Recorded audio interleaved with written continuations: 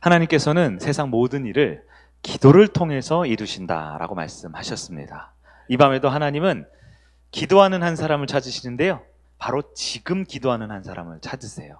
이 시간에 기도하는 가운데 주님이 찾으시는 그 한 사람으로 하나님께서 이 세상의 창조주요 구원자요 이 세상을 통치하시는 진정한 왕께서 주시는 가장 좋은 축복의 통로, 바로 저와 여러분의 멋지고 아름다운 인생이 되기를 주의 이름으로 축복합니다. 이 밤에 여러분 올라오신 것, 주님 전에 올라오신 것, 이것이 바로 야곱이 다시 베델로 올라오는 모습일 줄 믿습니다. 하나님께서 우리에게 회복시켜주기 위해서 다시 부르셨어요. 이 밤에 전에는 내가 하나님을 만나는 것에서 끝났지만 이제는 결단까지 하고 응답까지 받아 돌아간 여러분 되길 바랍니다. 이 밤에 이 자리에 온 것이 우리가 새 옷을 갈아입은 거예요. 갈아입은 거예요. 어때요? 옷들이 예쁘게 잘 갈아입혀져 있나요? 네. 우리의 육신의 옷도 있지만 우리의 영혼의 옷도 깨끗이 갈아입을 때 진짜 은혜와 축복의 통로가 될 수 있습니다.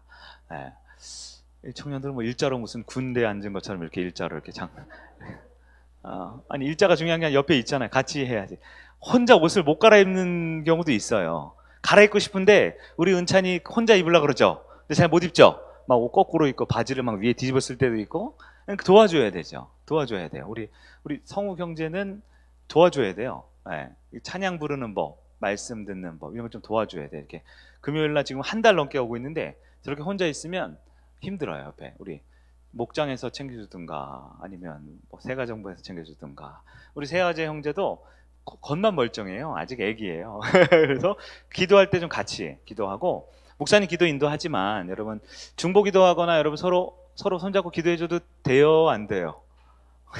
문제가 안 어렵죠? 네, 가서 청년들은 좀 손잡고 기도해 주시고 우리 장로님, 권사님도 기도해 주시고, 우리 장일동 성도님 보세요. 딱 장로님 옆에 딱 앉아가지고 은혜를 안 받으면 이분이 은혜를 주시겠지 하는 마음으로. 네, 오늘 또 의상도 아주 화려하시네요.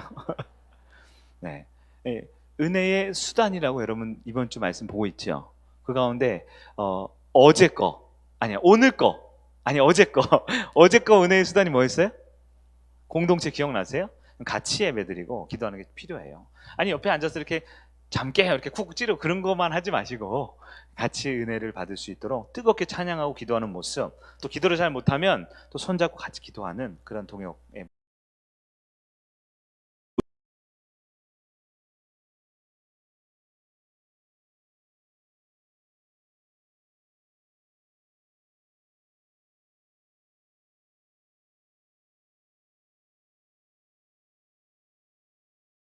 있는 우리 성의 가족 되길 바랍니다. 코로나 백신 접종이 굉장히 많죠. 요즘에 많은 분들 백신 접종하시고 우리 권사님들도 많이 맞으셨대요. 여러분 백신 접종하면 굉장히 유익이 많습니다. 그렇죠? 어떤 유익이 있는가? 첫 번째는요, 이 바이러스가 들어와도 내 몸이 항체가 생겨서 이겨낼 수 있죠. 그래서 나쁜 균이 들어와도 내가 스스로 자기 면역을 가지고 이것을 이겨낼 수 있어요. 아주 건강하게 살 수 있죠. 근데 나만 코로나에 안 걸리는 유익만 있는 게 아니고요, 두 번째, 세 번째 유익이 있답니다. 두 번째 어떤 유익이냐면요, 주변에 있는 사람들에게 저 사람은 안전한 사람이지 하고 안심을 시킬 수가 있습니다. 그래서 실제로 이제 곧 코로나 바이러스 그 백신 접종 맞은 분들은 그 거리두기에서 예외된다 그러죠. 예배나 이런 집합 모임에서도 빼준대요. 그래서 뭐 5인 이상인데 그 5인이 넘어도 7명이 모였는데 그 자리에 한 3-4명이 접종 맞은 분이면 그분들은 빼준대요. 그만큼 사회적으로도 안전하다라는 것을 보여주는 지표가 될 수 있지요. 무엇보다 이렇게 한 분 한 분 백신을 맞으면요, 소위 말해서 바이러스가 확산되는 것을 또 막을 수가 있습니다. 확산되는 거. 제가 어떤 이 과학책 자료를 보니까요, 바이러스가 보통 내가 걸리면 내가 다른 사람한테 97%의 가능성으로 옮길 수 있대요. 근데 내가 백신 주사를 맞으면요, 내가 바이러스를 안 걸릴 뿐만 아니라 혹시라도 내가 걸릴 수도 있잖아요. 혹시 100%는 없으니까. 혹시 걸려도 내가 전달되는 바이러스가 1%, 2%짜리 아주 약한 애들 있죠. 바이러스 아주 약한 애들만 옮겨서 실제로는 안 옮기게 된대요. 그래서 여러분 과학자들이 말하잖아요. 전 국민의 50%에서 70%가 백신 주사를 맞으면 뭐가 생긴다 그래요? 집단 면역이 생긴다, 그런 얘기 들어보셨죠? 그래서 왜냐하면 우리 중에 한 절반에서 한 70%가 백신을 맞으면 이 서로 건너하는 이 지금 바이러스의 확산성, 오염성이 중간에 이렇게 탁탁 차단이 된다라는 거예요. 그래서 건강한 사회가 될 수 있다라는 거예요. 제가 조금 길게 해서 죄송해요. 이 얘기를 다시 이 얘기가 하고 싶은 게 아니고요. 우리 신앙생활에 있어서도 백신이 있습니다. 무슨 백신일까요? 영적인 백신이죠. 영적인 백신. 백신이라는 것을 미리 맞으면 우리는 아주 건강한 성도가 될 수 있어요. 영적 백신이 무엇이냐? 바로 하나님의 은혜입니다. 은혜를 우리가 받으면요, 우리가 나쁜 일이 있기 전에, 어려운 일이 있기 전에, 기도 제목이 있기 전에 먼저 은혜를 탁 백신 주사를 받아버리면 엄청난 열매가 있어요. 여러분, 지난주 월, 화, 수, 목, 오늘까지 하셨으면 금요일 매일 묵상하신 분들 있죠? 주제가 뭐였습니까? 은혜의 수단. 수단이 뭐예요? 수단하니까 우리 아들이 수단과 방법을 가르치지 말까요? 그러더라고요. 은혜의 방법, 은혜의 통로, 은혜의 도구, 이런 뜻이겠죠.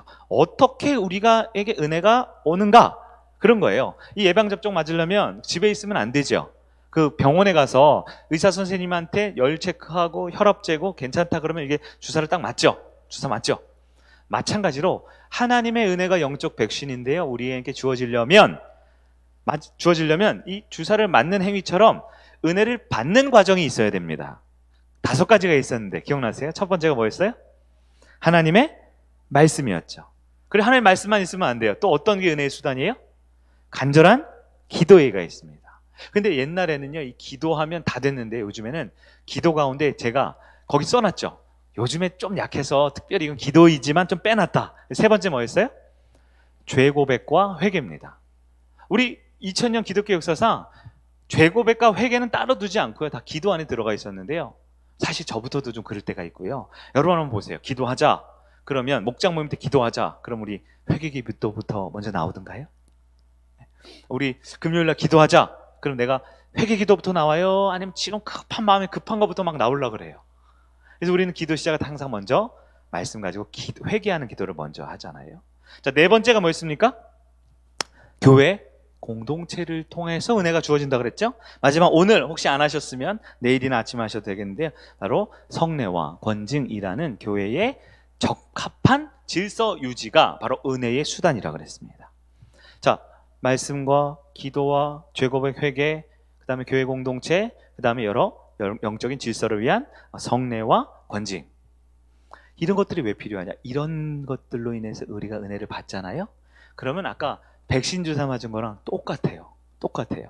자, 마귀가 죄와 허물과 교만함으로 나에게 영적인 공격을 합니다. 그런데 내가 은혜가 꽉 차 있으면, 말씀과 기도가 꽉 차 있으면, 간밤에 간절한 회개 기도와 교회 공동체에 너무나 잘 속해 있으면 마귀가 유혹하고 우리를 넘어뜨리려 할 때 우리가 그 악한 바이러스에 감염이 된다 안 된다? 안 되고 이겨낼 수가 있어요. 엄청나게 강한 공격이 와도 그냥 살짝 미열 있는 정도? 살짝 뻐근한 정도? 그 정도로 넉넉히 이겨낼 수 있게 된다라는 거예요. 은혜의 백신 주사가 그런 거지요. 뿐만 아닙니다. 주변 사람들에게 영적으로 은혜를 충만히 받는 사람들은 안정감을 줄까요? 불안함을 줄까요? 그렇죠. 저 사람 은혜 받은 것 같으면요, 저 사람이 찬양하는 모습만 봐도요, 기도하는 모습만 봐도요, 교회 다니는 모습, 예배 드리는 모습만 봐도 그렇지, 그렇게 훌륭한 분이 우리 교회에 있고 나도 저분처럼 저렇게 해야 되고, 내가 저분하고 평소에 친하게 잘 지냈지. 우리에게 안정감을 주지요. 근데 은혜가 없으면요, 열심히 사역하고 열심히 일하고 봉사해도요, 굉장히 불안한 마음, 초조한 마음, 저렇게 열심히 하다가 쓰러지면 어떡하지? 시험 들면 어떡하지? 주변을 불안하고 초조하고 염려 끼치게 되지요. 무엇보다 아까 말했잖아요. 전 국민의 50에서 70%가 백신을 맞으면 무슨 면역? 집단 면역이죠. 근데 교회도 딱 그래요. 전 성도의 50%에서 70% 정도가 은혜를 받고 은혜와 충만하게 살면요, 집단적인 영성인 면역이 생겨버려요. 그래서 마귀가 공격하고 교회 크고 작은 어려움이 있어도요, 그까짓 것 기도하지 뭐, 그까짓 것 내가 섬기지 뭐, 그래 힘들어? 괜찮아, 우리는 할 수 있어 하고 영적으로 집단 면역으로 건강한 사회처럼 건강한 교회가 될 줄 믿습니다. 여러분, 영적 백신 접종 맞을 준비 됐나요? 네, 영적 백신 접종, 영적 은혜의 수단이 말씀과 기도와 회개와 공동체와 성례, 이런 거죠. 이런 것들이 종합적으로 집약되어 있는 게 뭔지 아세요? 바로 예배입니다. 예배 말씀과 기도와 죄고백과 공동체에 대한, 무엇보다 하나님의 이 교회가 질서 있고 아름답게 진행될 영적인 권위가 주어지는 것이 바로 예배입니다.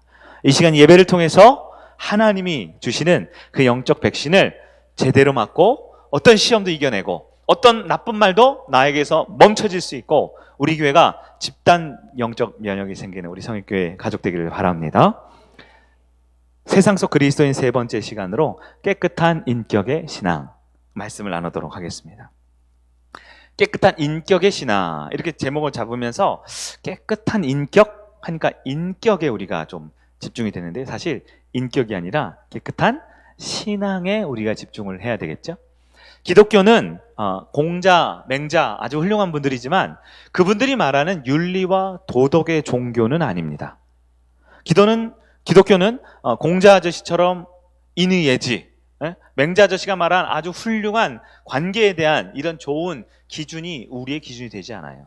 그러나 분명한 건 기독교인들이 하나님을 만나면 그 누구보다 윤리적이고 도덕적으로 훌륭한 성품과 인격을 가질 수 있습니다.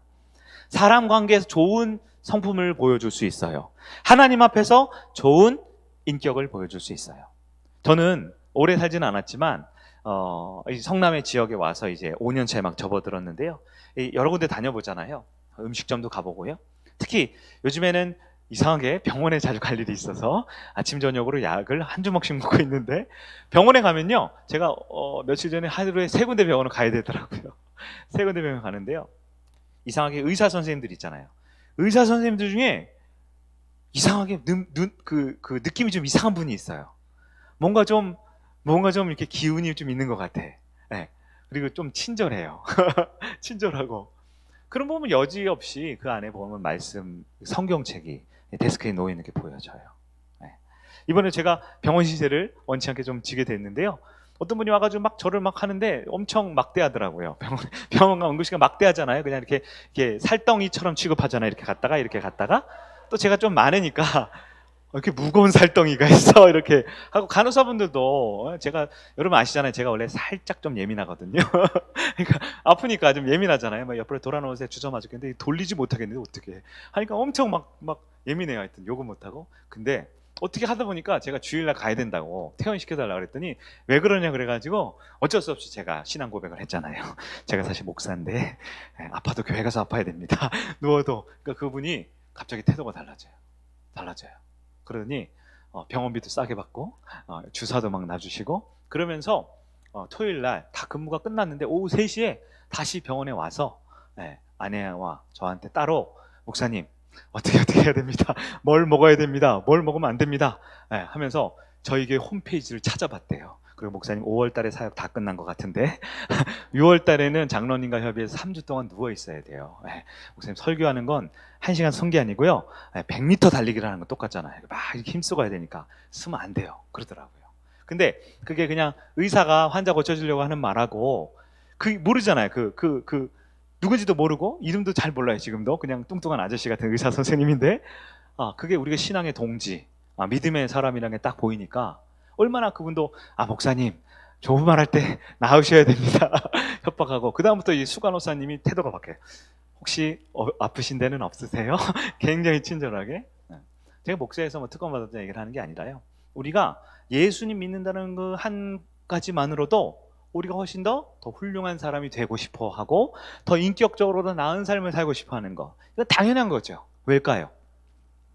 윤리와 도덕이 기독교의 본질이 아니라 하나님을 믿으면 그 하나님의 중요한 속성 가운데 있는 아주 선하고 아름다운 것들의 영향을 받을 수밖에 없는 것이기 때문이지요. 자녀는 부모를 닮게 돼 있죠. 그래서 충격적인 말 제가 아까 저녁을 먹으면서 들었어요. 저희 딸한테 아빠 우리 반 애들이 요즘 제일 많이 하는 얘기가 뭔지 아세요? 반에서? 뭔지 아세요? 여러분? 아이들이? 상대원 초등학교 4학년입니다. 아이들 제일 많이 하는 얘기가 주식 얘기래요. 주식 얘기. 그러면서 하는 얘기 아빠 우리 집에 있는 애들 부모는 다 주식해 그러더라고요. 그래서 빨간색이 뭐고 파란색이 뭐냐 물어보더라고요. 빨간색은 좋은 거, 파란색은 안 좋은 거. 그런 걸 제가 설명을 해주었어요. 초등학교 4학년 애들이 제가 무시하는 건 아니지만 얼만큼 그 주식에 관심을 갖고 그 주식이 오르고 우리나라 경제가 어떻고 뭐 나스닥이 어떻고 코스피가 어떻고 알 거예요? 아니죠. 하루 종일 그들의 부모에게서 무슨 얘기를 듣고 있습니까? 세상에서 성공하고 행복하기 위해서 돈이 최고고 아파트 평수가 넓어야 되고 실력을 갖춰야 되고 여기에 투자하고 여기에 투기를 하면 더 이익을 얻을 수 있어 라는 것으로 가득 찬 부모에게는 그 순수하고 깨끗한 11살짜리 아이들의 입술에 주식이 어떻고 요즘 세상이 비트코인이 어떻고 이런 이야기들이 나오는 것이지요. 저는 지금 경제적으로 뭔가를 하고 있다는 걸 비판하고 싶은 것이 아니라요, 사람들은 내가 지금 누구와 만나고 누구를 닮아가느냐가 내 인생의 가장 선하고 귀한 것입니다. 우리가 깨끗한 인격의 신앙을 갖춰야 되는 것은 구원 얻기 위함이 아닙니다. 그러나 하나님의 자녀로 구원받았다면 깨끗한 사람과의 관계와 하나님 앞에서의 관계가 열매로 나타나게 될 줄 믿으시기를 바랍니다. 깨끗한 영적 성품을 가지면 반드시 나타나는 것이 무엇이냐면 바로 성령님과 동행하는 삶을 살게 되는 거예요. 깨끗한 인격의 신앙을 갖춰놓고서 성령님과 동행하지 않는다? 둘 중에 하나입니다. 네, 성령님을 못 만났거나 아니면 오늘 밤에 만나야 하거나. 여러분 어떠세요? 못 만나시겠어요? 그냥 지금 만나시겠어요? 바로 지금 성령님을 만나고 성령님과 동행하는 것이 나의 하나님과의 관계, 성도들과의 관계, 혹은 믿지 않더라도 이 세상과의 아주 훌륭하고 예수 믿는 성도라는 이름에 걸맞는 삶을 사는 여러분 되기를 바랍니다. 아모스 3장 3절을 보니까요, 이 아모스의 아주 귀한 말씀, 하나님의 공의와 하나님의 진리에 대한 말씀이 많이 있는데 그 중에 3절, 한 절만 다시 봤는데요, 두 사람이 뜻이 같지 않은데 어찌 동행하겠으며, 이렇게 말씀해요. 이 말을 바꿔 말하면요, 뜻이 같지 않으면 같이 갈 수 있다 없다? 사람도 같이 갈 수 없다라는 거예요. 여러분, 동행하려면 조건이 필요합니다. 여러분, 동행 아시죠? 함께 간다라는 거잖아요. 함께 간다. 동행하려면요, 중요한 이 전제 조건에 대한 동의가 있어야 돼요. 합의가 있어야 돼요. 우리 이렇게 하자라는 합의가 있어야 돼요. 이 합의가 없이 동행하면요, 금방 깨지고 무너질 수 있어요. 자, 어디로 가는지 가는 방향을 합의를 봐야 돼요. 방향을 합의를 봐야 돼요. 우리가 우리 오늘 이번 주말에 서울 강남에서 데이트를 하자. 강남에 가기로 정했어요. 그런데 어떤 사람은 이 성남에서 출발해서 고속도로를 타고 저기 성남 IC를 딱 들어가던 오른쪽으로 가고요. 어떤 분은 성남에서 따라서 왼쪽으로 갑니다. 방향이 같아야 달라요. 최종적으로 돌고 지구는 둥그니까 돌다가 보면 올 수 있겠죠, 강남에.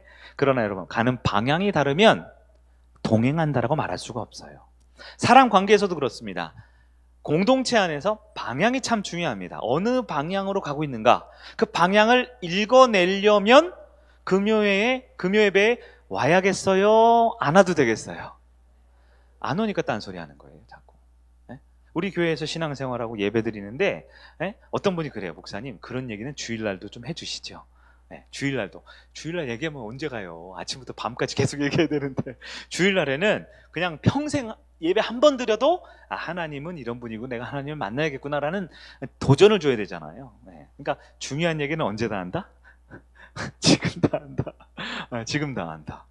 어떤 분이에요. 목사님, 금요 예배를 주일날 하고요, 주일 예배를 금요일날 좀 하면 어떨까요?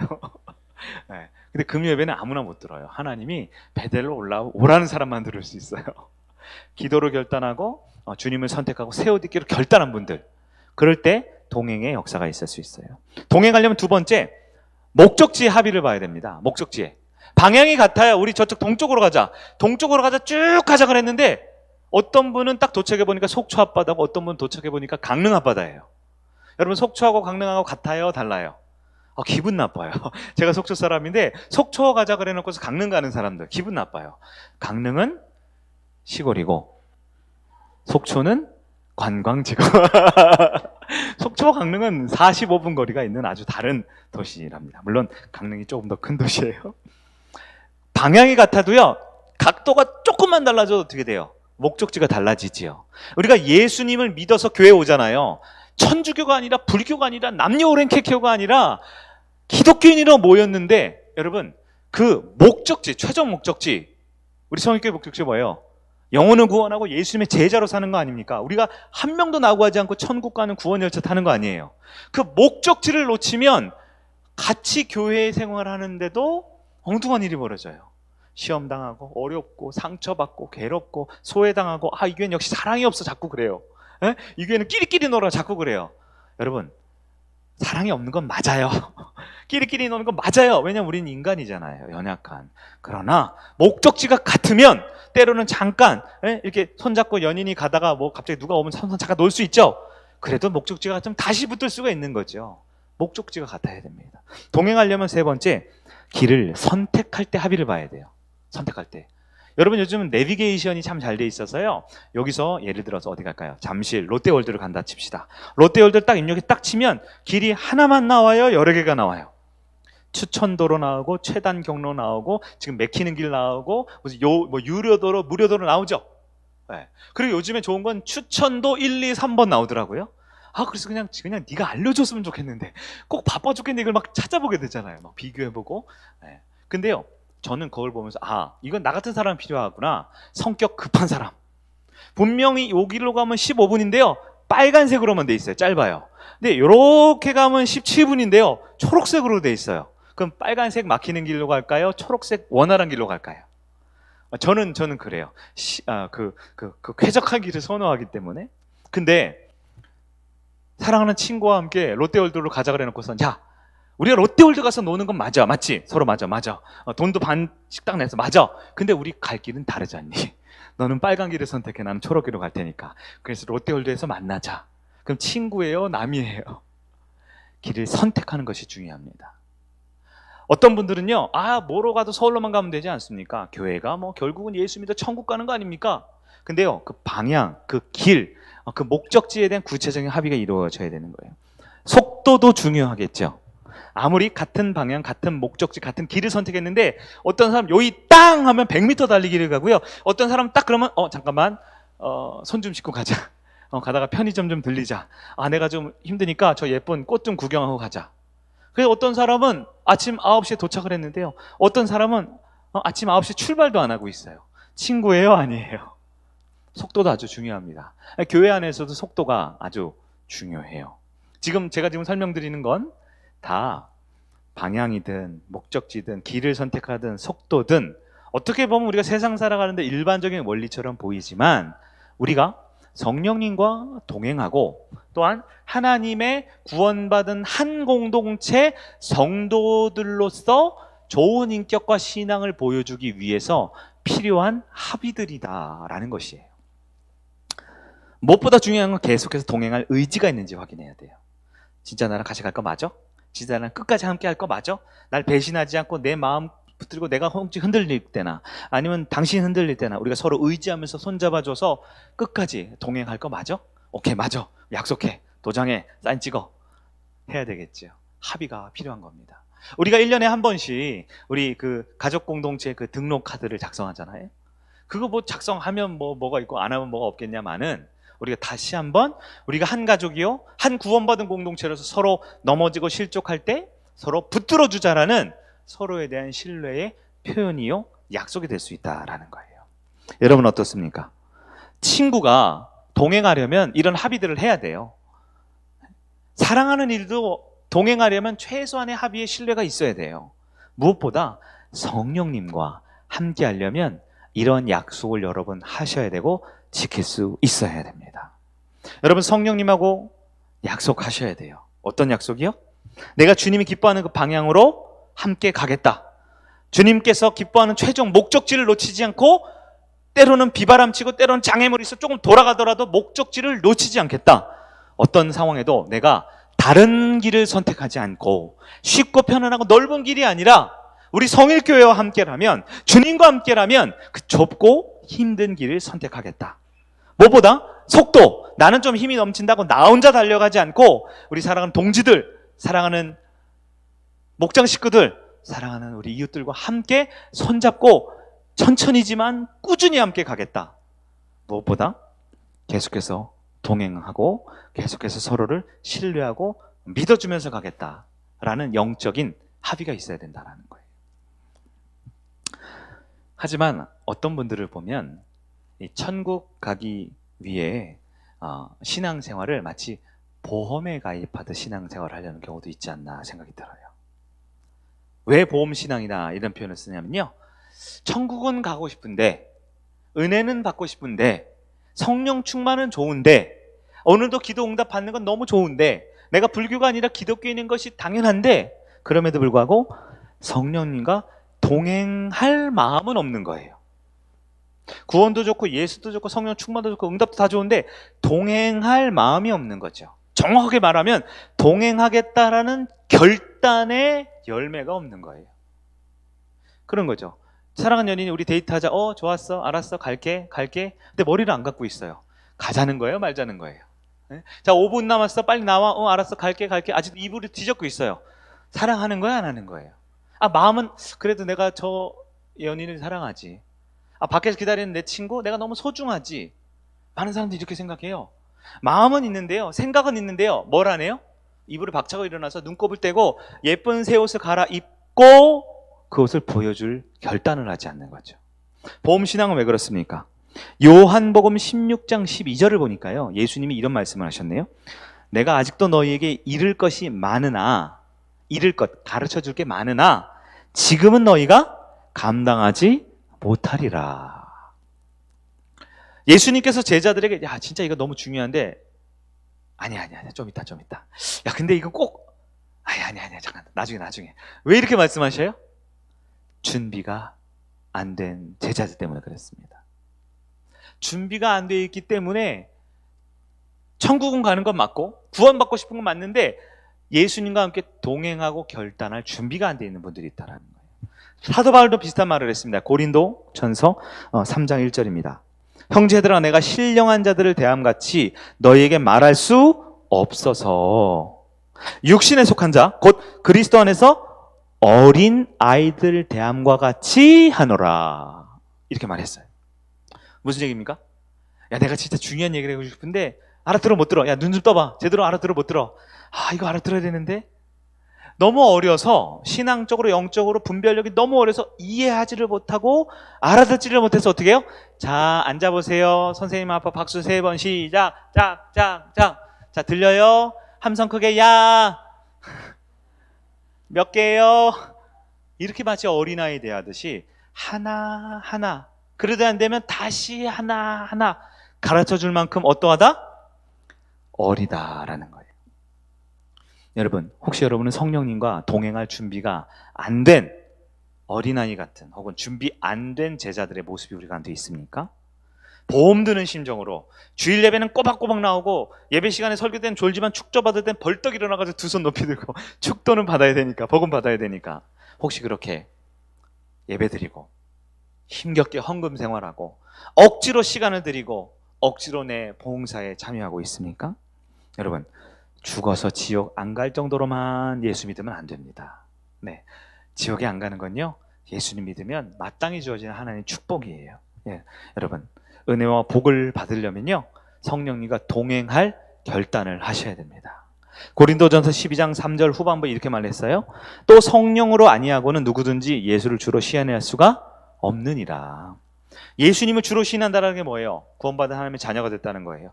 예수님을 주로 시인한다는 게 뭐예요? 예수님을 나의 구원주 하나님으로 믿겠다라는 거예요. 그런데 그렇게 믿으려면 반드시 누구를 통해서 해야 된다고요? 성령님으로 아니하고는 누구든지 예수를 주라 시인할 수 없다 그랬어요. 그러니까 예수님을 주라 시인한다, 곧 구원받으려면 누구를 통해야 돼요? 성령님과 동행하는 삶을 살아야 된다라는 거예요. 여러분, 성령 충만하고 성령님과 동행하는 건요, 예수 믿은 다음에 얻어진 축복이 아니라 예수님께서 우리를 통해서 이루고자 하는 구원의 과정 가운데 시작이요, 그 중간이요, 열매이기도 된다는 걸 기억하셔야 돼요. 그렇다면 성령님과 동행하는 방법은 무엇이 있을까요? 어떻게 보면 오늘 좀 그 대답을 뒤집어서 말하려고 그래요. 여러 가지 영적인 방법이 있지만 성령님과 동행하기 위한 방법, 혹은 반대로 성령님과 동행할 때 결과를 말씀드리면요, 그 결과는 바로 깨끗한 인격과 정결한 삶이다라고 할 수 있습니다. 깨끗한 인격과 정결한 삶을 살고 있다라는 것이 곧 성령님과 동행하는 것의 결과가 되는 것이죠. 그럼 여기서 인격이 깨끗하고 정결한 게 뭐냐? 중요한 얘기예요. 여러분, 소망이 있습니다. 깨끗하고 정결한 거 하면 우리가 조금 위축될 수 있잖아요. 소망이 있어요. 이 복음이어서 그래요. 깨끗하고 완전하고 아름다운 정결함이다라는 것이 성경적 의미는 아까 말한 공자 맹자 아저씨처럼 그렇게 사는 게 아니고요. 이것은 완벽하다라는 뜻이 아니라 진실하다라는 뜻이에요. 완벽하다는 뜻이 아니라 어떻게 하다고요? 진실하다. 하나님 앞에서 내가 완벽한 존재가 됐다라는 뜻이 아니라 하나님 앞에서 내가 어떤 존재? 진실한 존재가 됐다라는 거예요. 그 진실한 존재가 바로 깨끗하고 정결한 신앙이에요.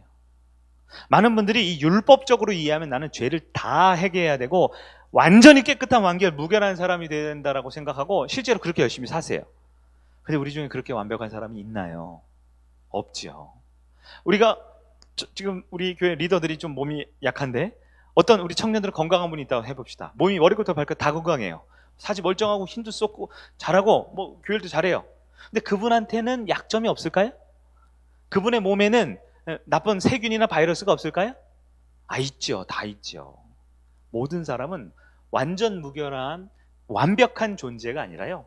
내가 오늘은 열이 좀 나는 것 같네. 그럼 해열제를 좀 미리 먹을까 하는 사람이 훌륭한 사람이지요. 내가 오늘 몸이 너무 피곤할 것 같네. 그러면 내가 예배를 드려야 되니까 내가 오늘 봉사하는 건 조금 우리 권사님이나 장로님께 부탁을 드리고 좀 양해를 구하고 내가 오늘 좀 조용히 좀 앉아서 말씀 듣고 기도하는 것만 좀 집중하고 일찍 가서 쉬어야겠다 라고 판단할 수 있는 사람이 더 진실한 사람이다라는 것이죠. 또한 인격이 깨끗하고 정결하다라는 것은 완벽하다라는 것이 아니라 어떻다고요? 진실하다라는 거예요. 그리고 하나님과의 관계를 따져보면 하나님 앞에서 그 100% 깨끗한 모습이라는 게 아니라 솔직하게 기도의 자리로 나갈 수 있다라고 우리가 의미를 해석할 수 있을 것 같아요. 여러분 친구 관계 예를 들까요? 여러분 사랑하는 친구 있죠? 친구 한 명씩은 있죠? 그 친구가 여러분에게 완벽합니까? 아무 흠도 없는 완벽한 사람입니까? 제가 일부러 남편 예를 안 드는 이유는 여러분이 다 알고 있기 때문에요. 남편과 아내는 이미 글렀잖아요. 이미 완벽하지 않은 거 우리 잘 알고 있잖아요. 너무 열렬히 사랑하는 연인이 있다 생각해 봅시다. 눈에 넣어도 아프지 않을 정도, 그건 자식인가요? 너무너무 사랑해가지고 막 꿀이 뚝뚝 떨어지려고 그래요. 그 연인을 바라볼 때 완전한가요? 완벽한가요? 아니죠. 그러나 그와 나와의 무엇이 있어요? 신뢰가 있잖아요. 그 친구와 내가 어떻게 해요? 진솔하잖아요. 솔직하잖아요. 그래서 남들 앞에서는 부끄럽게 말하는지 못하는 걸 내 사랑하는 절친에게는 솔직히 말을 하고 싶어지는 거죠. 남들 앞에는 부끄러워 말 못하지만 집에 들어오면 부인들이 남편한테 남편이 부인한테 잔소리가 바가지 긁죠. 그럼 힘든 얘기 막 하죠. 왜 그래요? 신뢰하고 싶고 진실하고 싶고 그런 관계를 맺고 싶으니까 그렇게 하는 것이죠. 여러분 사람과의 동행에도 그럴 뿐만 아니라 하물며 성령님께서 우리의 외모가 아니라 우리의 중심을 살피시고 우리의 겉모습이 아니라 우리의 영혼을 들여다보시는 성령님께 진실하지 못하고 솔직하지 못하면 어떻게 주님과 동행할 수 있겠다 말입니까? 자, 하나님과 신뢰관계를 맺으려면 어떻게 해야 될까요?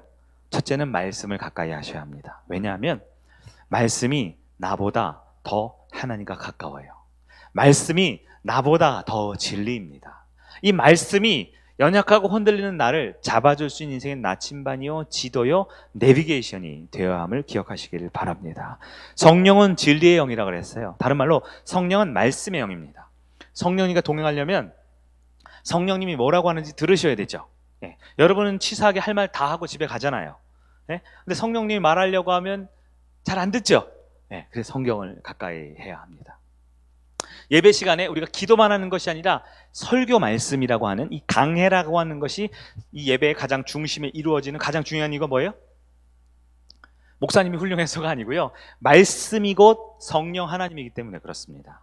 이 성령 하나님 우리에게 다양한 예화와 다양한 이 논리 구조와 감동적인 우리의 심령에 담기기 위해 때로는 채찍과 같은 역할, 때로는 우리에게 친구와 같은 위로와 같은 역할로 강해되어 우리에게 전해지고 들려지는 것이 바로 성령님과 동행하는 첫 번째 길이다라는 것이지요.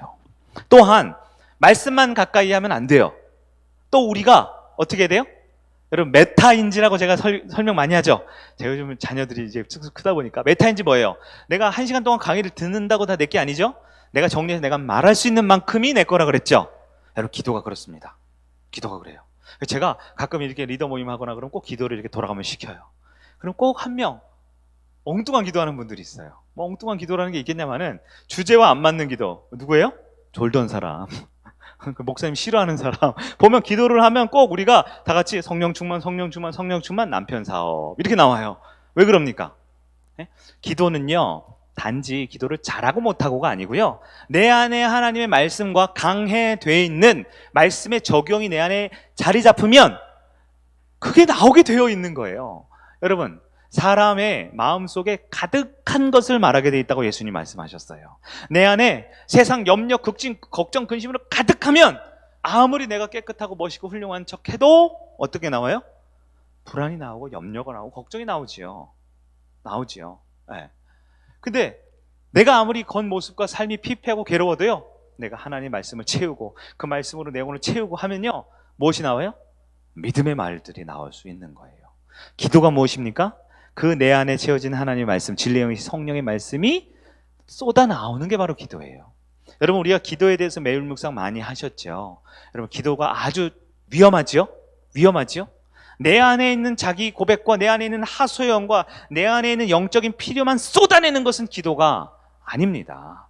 기도는 하나님의 말씀으로 채워진 자가 하나님이 기뻐하시는 고백을 하며 고백하는 교제의 시간이 기도예요.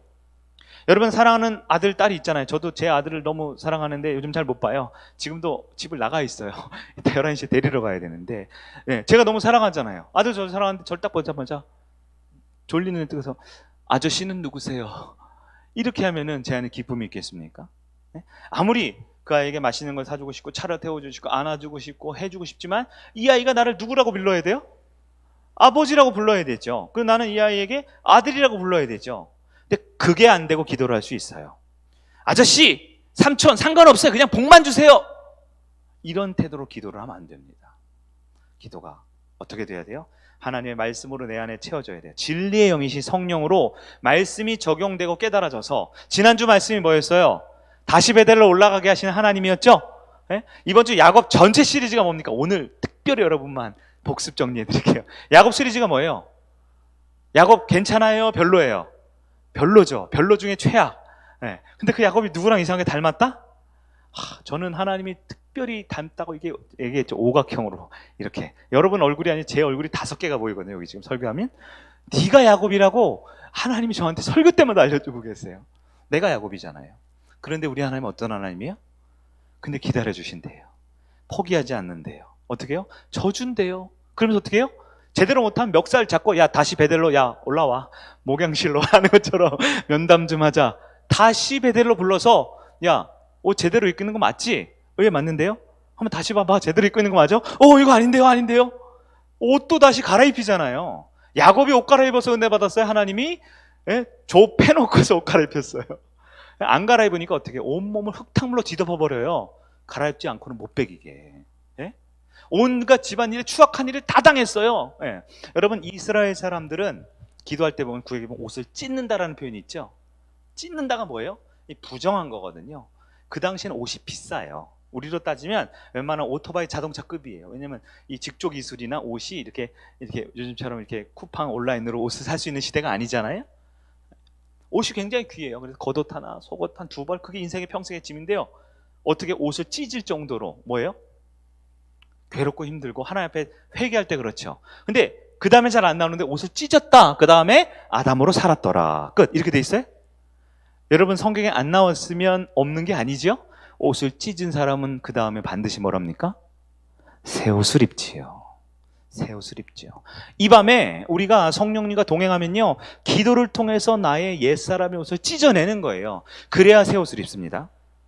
내가 내 옷을 찢지 않고, 내 심령을 찢지 않고, 내 마음을 찢지 않고 그저 복 받으려고 하고, 그저 은혜 받으려고 하고, 좋다라는 성령 충만, 오케이 그거 좀 받으려고 하면요, 안 돼요. 찢어내야 돼요. 옛사람의 옷을 벗어 버리고 새 옷을 입을 수 있는 겁니다. 2가지 말씀드렸어요. 하나님과 신뢰관계로 동행하려면 첫 번째 무엇이 필요합니까? 말씀. 하나님의 말씀이 강해되어 내 삶에 살아 적용돼야 돼요. 2번째는요, 기도가 되어야 됩니다. 네. 시간상 뒤에 있는 7가지는 생략하도록 하겠습니다. 네, 두 가지만 붙들어도 돼요. 오늘 밤에는 말씀과 굉장히 좋아하시네요. 알겠어요. 말씀을 붙들고요, 기도를 해야 돼요. 말씀만 붙들고 돌아가면 머리만 큰 교만한 사람이 되죠. 말씀 없이 기도만 하면요, 그냥 기복주의자, 돈 달라고 복 달라고 건강 달라고 자꾸 달라고만 하겠죠. 오늘 밤에 말씀을 붙들어야 돼요. 세상 속의 그리스도인을 살 때 우리는 깨끗한 양심과 인격과 삶으로 살아야 합니다. 그러나 이것은 윤리 도덕적인 세상의 가르침이 아닌 하나님으로 인해서 은혜 받은 자의 거룩한 삶이요. 내가 가는 곳마다 스포츠 아줌마보다 아저씨가 오니까 좋아요. 목사님 어떤 줄 아세요? 저는 식당만 가면 텅 빈 식당도 사람이 몰려와요. 에? 오늘도 미용실에 갔더니 미용실에 머리를 살짝 안 아픈 척 하려고 볶으려고 그랬더니 너무 많이 볶아놔가지고 내일 필까 지금 고민이 심각하게 들고 있는데, 미용실 가니까 그 아줌마 3명이 앉아있어요. 3명이 달라붙어가지고 저한테 이렇게 하세요 선생님, 저렇게 해서 막 하더라고요. 근데 제가 복이에요 아니에요? 복이죠. 왜요? 잘 알아셔야 돼요. 이단이 아닙니다. 제가 사랑하는 주님이 복이잖아요. 제가 가니까요, 제가 끝날 때 딱 나오니까 15명이 줄이 서 있어요. 물어보세요. 저는 항상 갈 때마다 사업장이 복 받습니다. 여러분 사업장 하는 분들 목사님 신방 많이 받으세요. 진짜예요. 근데 왜냐하면 하나님이 복을 주는 사람은 그가 가는 곳마다 복이 임하게 돼 있어요. 이 얘기가 아니라 말씀을 정리해 보도록 할게요. 하나님 안에서 진정한 복된 열매 받는 인격적으로 훌륭해서 사람들에게 복을 끼치고 영향을 줄 수 있는 사람이 되기 위해선 두 가지를 기억합시다. 첫째는 말씀이 붙들어야 돼요. 두 번째는 그걸 가지고 말씀에 근거한 기도를 해낼 수 있어야 합니다. 오늘은 기도를 5분씩 조금 나눠서 한 4번 정도 나눠서 할 생각이 있어요. 그런데 5분 짧지만 어떤 분은 또 길지만 시간은 좀 맞춰보려고 하니까요, 말씀 가지고 주제에 맞게 천천히 하셔도 돼요. 큰 목소리로 굳이 안 하셔도 돼. 그러나 진솔해야 된다 그랬어요. 솔직해야 된다 그랬어요. 옆 사람도 여러분 기도 안 들어요. 관심도 없어요. 내 코가 속죄인데 무슨 남의 기도를 듣고 있습니까? 그러나 여러분이 필요한 중보기도 제목은 올려주세요. 같이 기도할 수 있습니다. 이 밤에 여러분 하나님과의 신뢰를 깨지 맙시다. 진실하고 솔직한 사람들이 됩시다. 교회 공동체 안에 진짜 사랑하는 가족으로서 신뢰를 깨지 맙시다. 서로 진심으로 사랑하고 위해서 기도해주는 참 공동체, 그래서 세상 속에서도 당당하고 멋진 우리 성일 가족들 되기를 예수님의 이름으로 축복합니다. 아멘.